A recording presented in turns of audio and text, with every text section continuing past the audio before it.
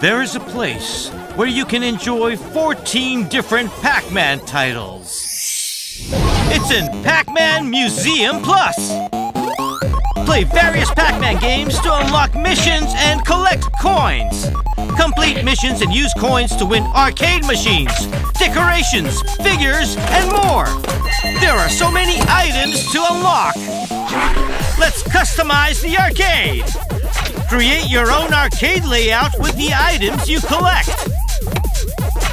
Change the floor and wall patterns, or play your favorite songs on the jukebox.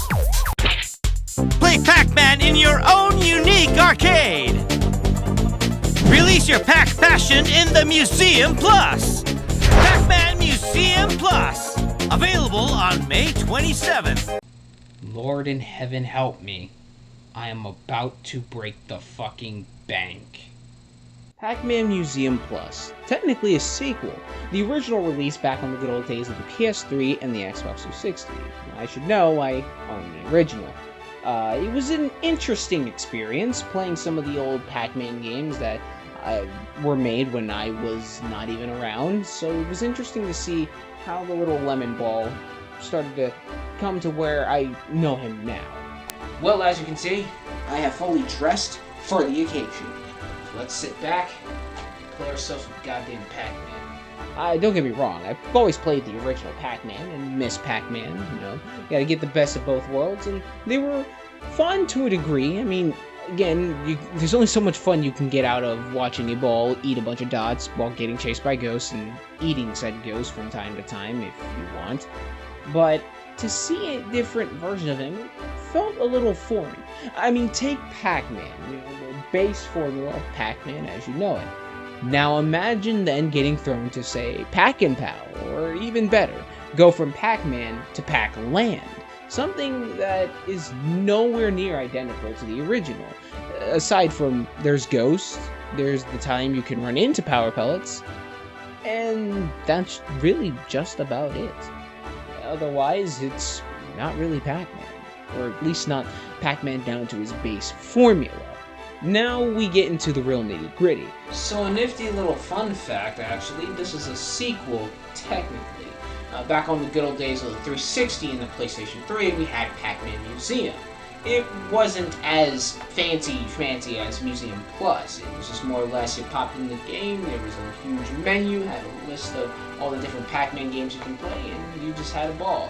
Now, I believe the lineup back in PacMan Museum back on 360 was just, you know, you had your Pac-Man, Super Pac-Man, Pac-Pal, Pac-Man Championship Edition, and I think, oh yeah, you had Pac-Mania and Pac-Attack. It was just 6 games. 6 games. Now here we got ourselves a little bit more of a lineup. You know, you have Pac-Man Arrangement, 2 of them actually, and then you also throw in some 3D ones. You know, you had your Pac-Roll remix and your Pac-Motos remix. But an oddball they threw in there, Pac-in-Time. Oh boy, this is gonna be one of those days, isn't it? Fuck. As PacMan Plus, like I said, is a sequel that comes with a certain level of finesse to it, given the fact that before it was just really a menu game. And when I say menu game, I mean there was just the menu and there was just a line of games that you scroll through and pick which game you want to play. When you're done, you exit back to the menu and lather ones repeat. PacMan Plus, on the other hand, while it's not exactly a menu game, it's more or less a menu game with a little more stuff to do. You can manage your own arcade. You can add cabinets, different floor decorations. You can change your wallpaper, your flooring, the color of said flooring, the different sets of decorations, icons, and figures you have, thanks to that glorified gacha machine. Try not to give in to that gambling addiction. It is a nasty thing. I speak from experience.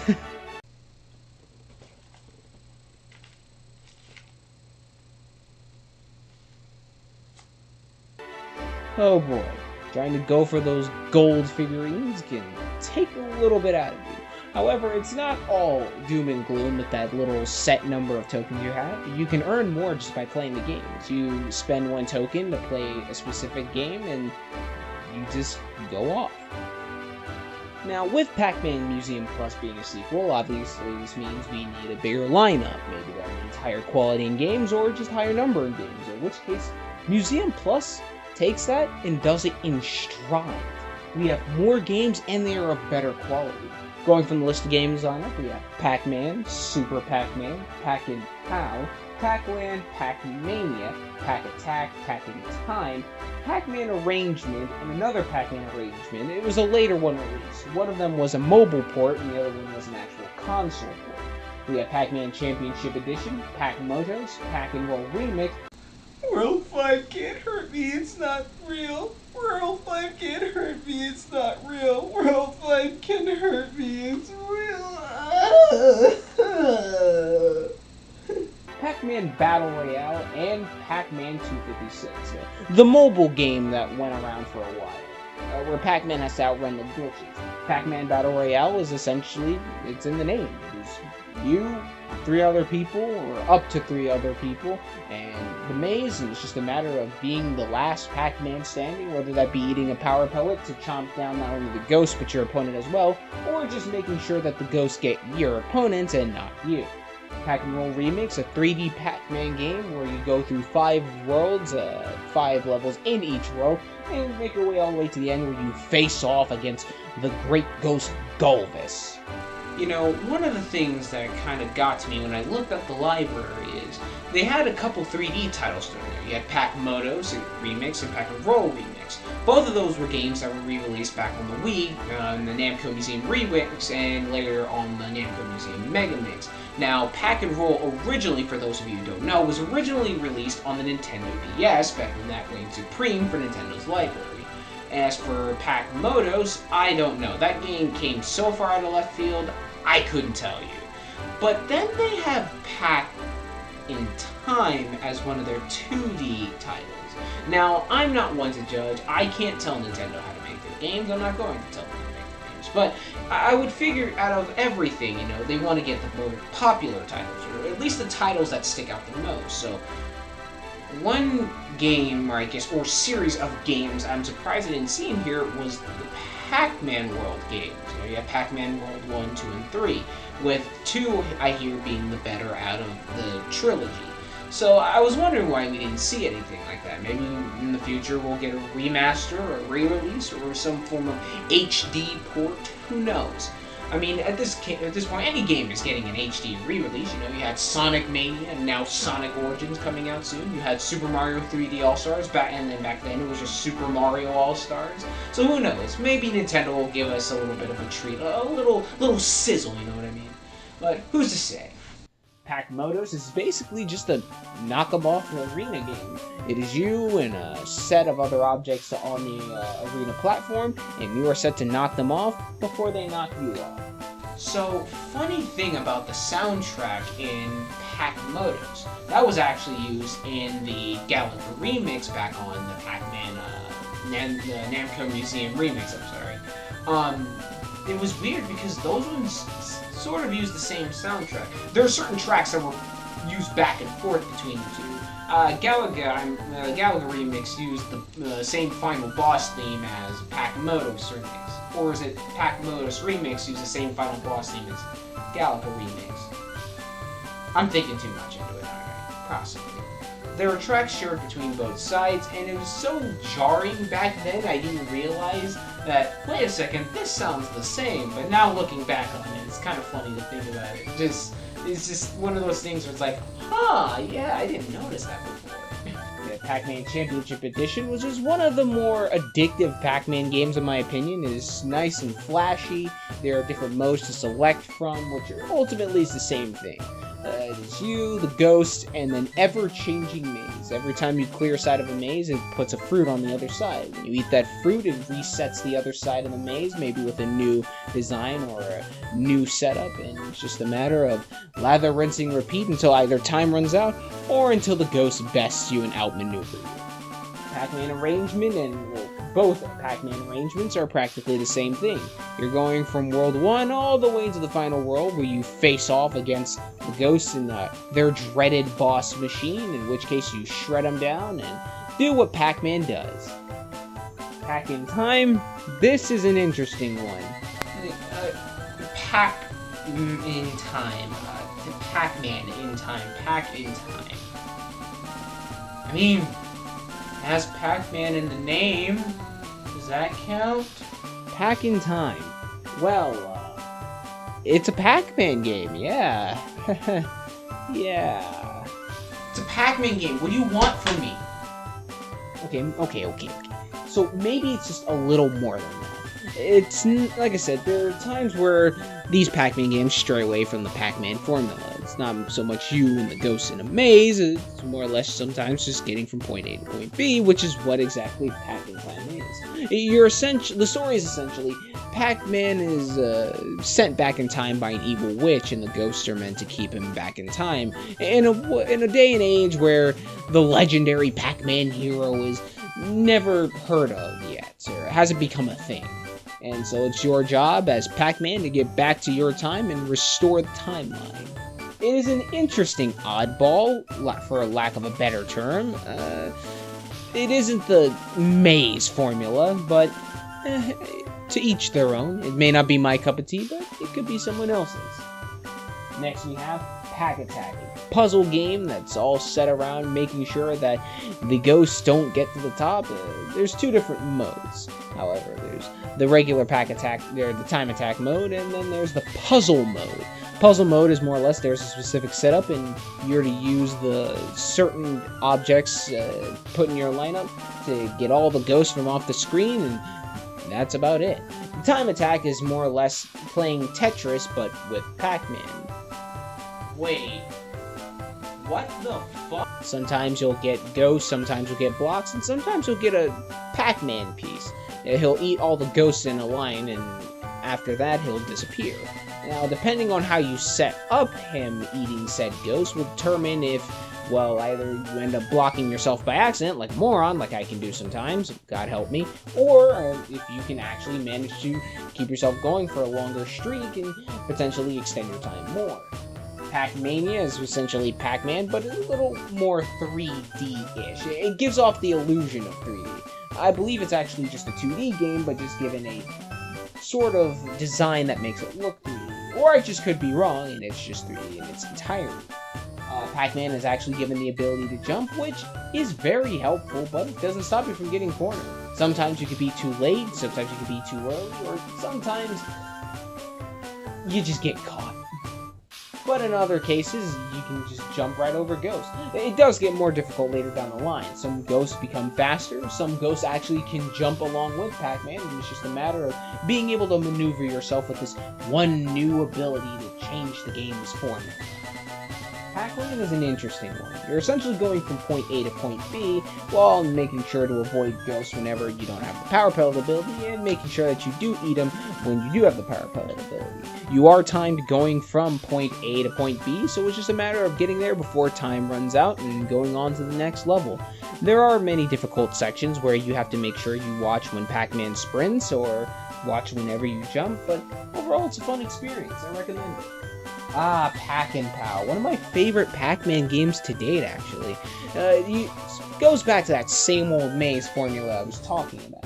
Except this time, instead of eating power pellets to eat ghosts and eat a bunch of dots to clear the maze, you're instead collecting keys to unlock specific rooms on the map. Once you unlock a room, you have a green pal that goes to try to steal said piece and bring it into the ghost house. Once it's there, it's gone forever. You have to move on to the next one. However, if she does take it, there is a benefit. Whenever she takes an item, it actually now doubles in score. And not to mention, you can touch her and she won't kill you like the ghost will. And speaking of the ghosts, their patterns actually have changed. I know the pattern before. Blinky tends to follow is coded to follow right behind Pac-Man, with Pinky supposed to be able to follow right in front of him, and the blue and the orange, they do their own thing.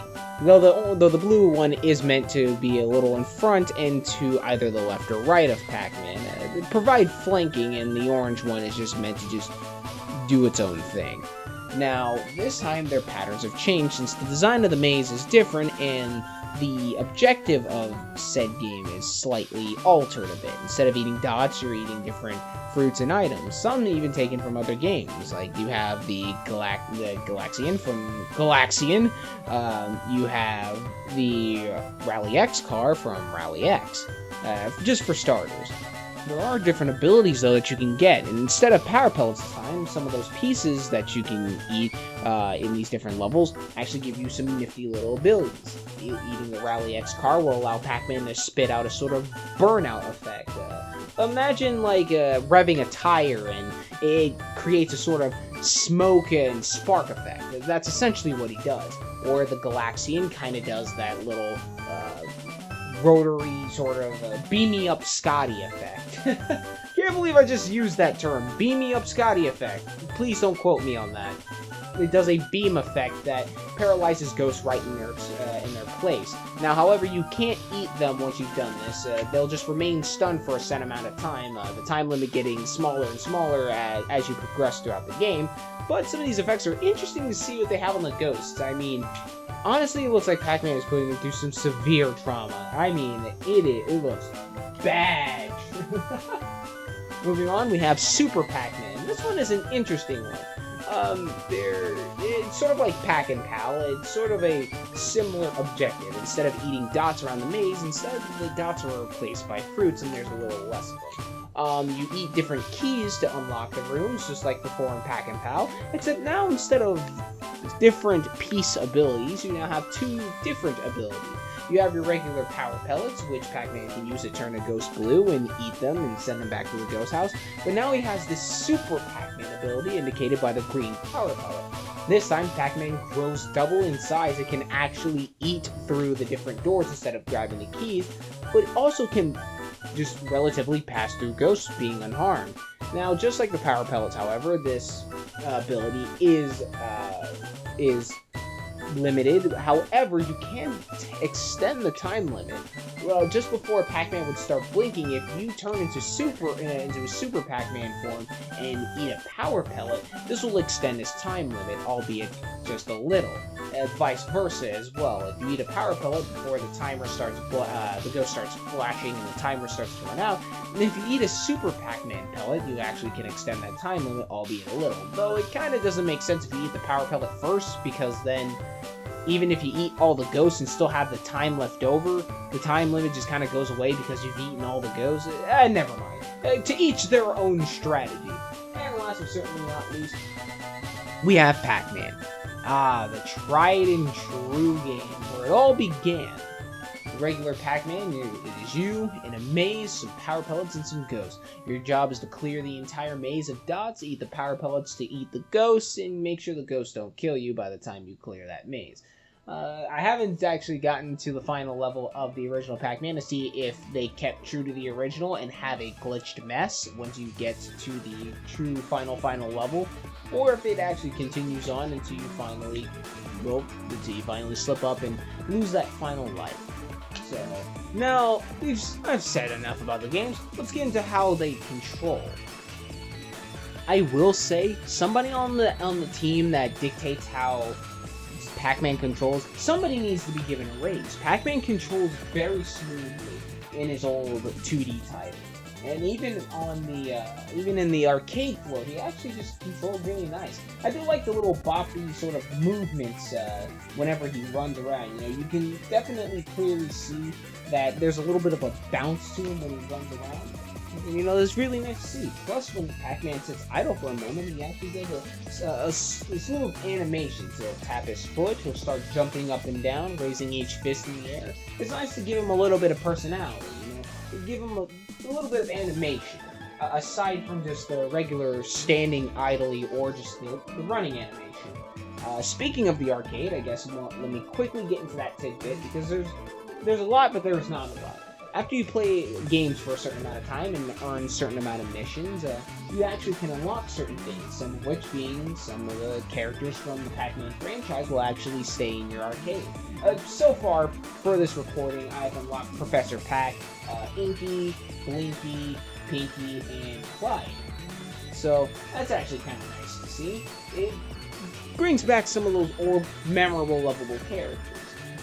As for the arcade cabinets, you can change their color, you can change their position, and as for the decorations you get, you can place them around however you want. You can rotate them around, you can take a look anywhere. It's actually pretty nice. I mean, again, aside from just doing what PacMan Museum did back on 360, where it's just essentially a menu game, they added a little extra you can do, and I actually enjoy that little bit of a little bit more to do. It's not just sitting on a menu. You actually have a little extra. Also, a nifty little detail I like. They had if you put the camera out of bounds and turn and look, you can actually see that there's a Pac-Man maze in the background. That's actually kind of funny to see. This entire time, we're just kind of floating in the Pac-Man ethereal plane, where we're just all just sitting here in the maze. There's one building. We all take a break from wanting to kill each other, and now we're just having fun in an arcade. And also about the arcade, there's a nice little jukebox here. You can play different level themes from the different games.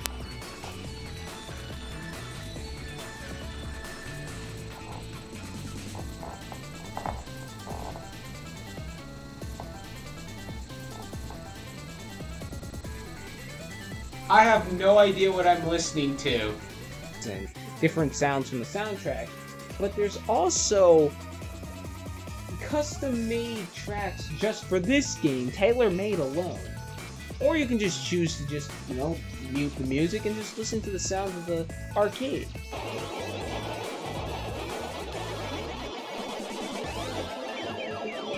It kind of brings back that old feeling of going to an arcade when you were younger and hearing the sounds of the different games going off.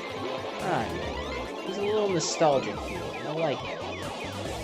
Now, a nifty little thing with PacMan Plus is that you can actually earn more coins and actually earn music from the jukebox just by playing the games and completing missions. The game has its own integrated mission system, and sometimes the missions will kind of refresh themselves over time if you complete all of them. Doing certain missions will net you either decorations or figurines, maybe some new companions to join your arcade, a new song in the jukebox, and many other things. I do know for the start, however, you have to play certain games twice to unlock more games. I believe in order for me to unlock Super Pac-Man, I had to play the regular Pac-Man twice, and then in order to unlock Pac and Pal, I had to play Super Pac-Man twice, and go down the line until we finally come full circle. Okay, I really had to mention this now because I just saw it as I'm recording this this specific audio clip. But when I'm looking at the game, they're on the arcade cabinets. They show screenshots of the game, and the funniest thing is that for the cabinet that has the other Pac-Man games like Pac Attack and Pac Time, Pac Arrangement, it actually cycles through the different games. The box covers that were used for them originally, which is honestly pretty cool. Okay, that's really nice. That's a cool attention to detail. I like that. Now, how does Pac-Man control? Well, he controls utterly smooth. In the old 2D titles, you can actually move him around using the D-pad, or you can use him with the control stick, which is a nice choice if you prefer D-pad movement for a little more strict movement, then you can use a D-pad, or if you like to go for a little more smooth sort of feel, sort of like that old joystick, you can use your control stick. My mother plays a lot of Pac-Man, so when she plays this, one of the things I noticed that she does is that she'll hold the controller flat and with 3 fingers just move the control stick like it was the old joystick, and it's actually interesting to see her do that. Trust me, it's weird to see somebody using 3 fingers just for one control stick, but I mean, it emulates a joystick, and that's a nice little thing that they did just for control's sake. I mean, technically speaking, there are some games where they'll pick either or. There is no really in between. It is either joystick or it is D-pad. And there is no compromise. There is no leeway. It is either or, and damn it, you're gonna love either or. So in this game, I like how they did that. Pressing the X button, well, at least for the sake of the fact I'm using the Xbox controller. You press X on your Xbox controller, or square on your PlayStation 5 controller, or go to the menu. When you're in a game, and you can choose either the settings, go back to the arcade, or a plethora of other options. While you're in the arcade, you can press the start button, and it will take you either to the list of games that are in your arcade, both locked and unlocked. You can press fly to either customize or use the options, look at staff credits without your title, or you can just look around, walk around. It's weird though. I wish they would have added a thing where you could interact with the people in your arcade, but they don't have that as a thing. Who knows? Maybe in a future update they'll have a thing where they can add a little more personality to everybody else. I mean, it's a small detail, but I'm pretty sure it would be appreciated by a lot of people. Well, not just me. I mean, they gave personality to PacMan. You know, something that didn't have to be done, but they did it anyway, and I appreciate the thought for it. Like I said, it would be nice if we could interact with the ghosts. Maybe, they mock Pac-Man on the fact that they probably think that their arcade is better, or, talk to Professor Pac asking him, hey, is it a good idea to have these ghosts here since, they're kind of your enemies or something like that? Just little detail here. Now, question of the day. Would I recommend this to anybody else? It would be a crime to not recommend this to anyone else. Like I said, there are certain things that I miss and that this game missed as an opportunity, and so many things that I wish that they did that wasn't done, and some things that I wish they didn't do that they did anyway. But at the end of the day, this is one of the best quality Pac-Man games I've ever played. I mean, don't get me wrong, there have been many different Namco museums and Pac-Man museums. You had Namco Museum Remix, which basically features Pac-Man in all of its remix games. You have Mega Mix, which is remix but with extra steps, essentially. You have Pac-Man Museum back on PS3 and Xbox 360, which was fun to play but was just a glorified menu game. This is one of the tried and true Pac-Man games, taking him back to not only just his roots, but some of the places where he's been, where he's strayed from the formula, and it's worked. And my god, I love this game. I can't remember the last time I really ever just sat down for a while and played Pac-Man for hours on end, aside from Namco Museum Remix, and the only reason I stopped playing that was because I got rid of my Wii. But now I have a way to play it, and I am going to capitalize it any second I can. And if you have the opportunity to, let's say maybe you haven't really experienced a Pac-Man game like that, or you haven't experienced some of the games that are most well known for the series, this is your golden opportunity. I'd say take it all the way. This is definitely a game. If you had to miss any Pac-Man game, do not miss this one. Do not miss this one. You are doing yourself a disservice if you do. And if you have the chance to play this, it is definitely worth playing. And that is more than... That's... Oh man, I can't stress it enough. This game is a must-play. In terms of Namco's Pac-Man library, this is a must. You have to play this.